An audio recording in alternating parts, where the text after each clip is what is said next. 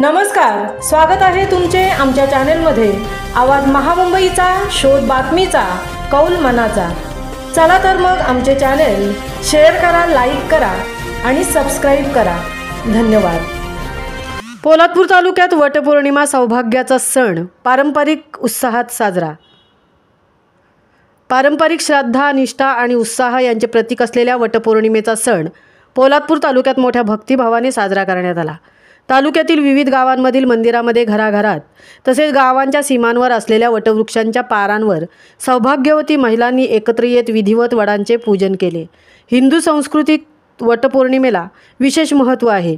विवाहित स्त्रिया या दिवशी साज शृंगार करून आपल्या पतीच्या दीर्घायुष्याची कामना करत वडाची झाडाची पूजा करतात। वडाभोवती 7 प्रदक्षिणा घालून जन्मोजन्मी हाच पती लाभावा अशी प्रार्थना करतात। यानिमित्त वाण देण्याची ही परंपरा जपली जाते। महिलांनी एकमेकींना साड्या, फळे, मिठाई, पूजेचे साहित्य इत्यादी देत परस्पर सौहार्द वृद्धिंगत केले।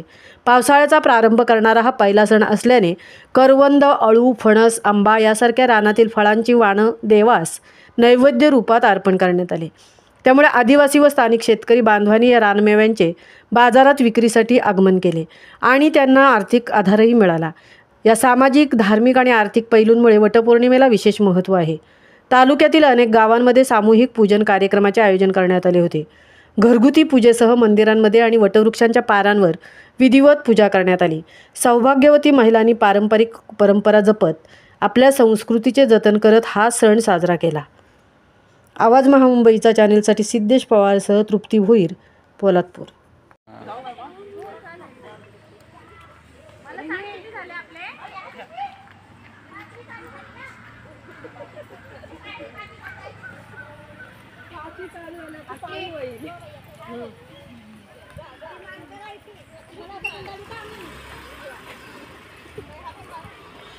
गोंडला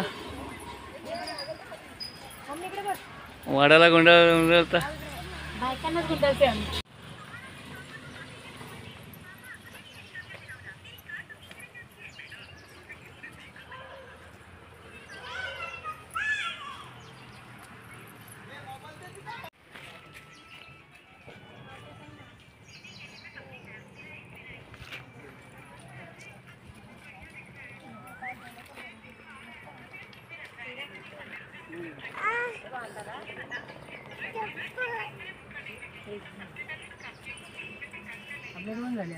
वटपौर्णिमा निमित्त आम्ही सर्व महिला इथे जमा झालेल्या आहोत।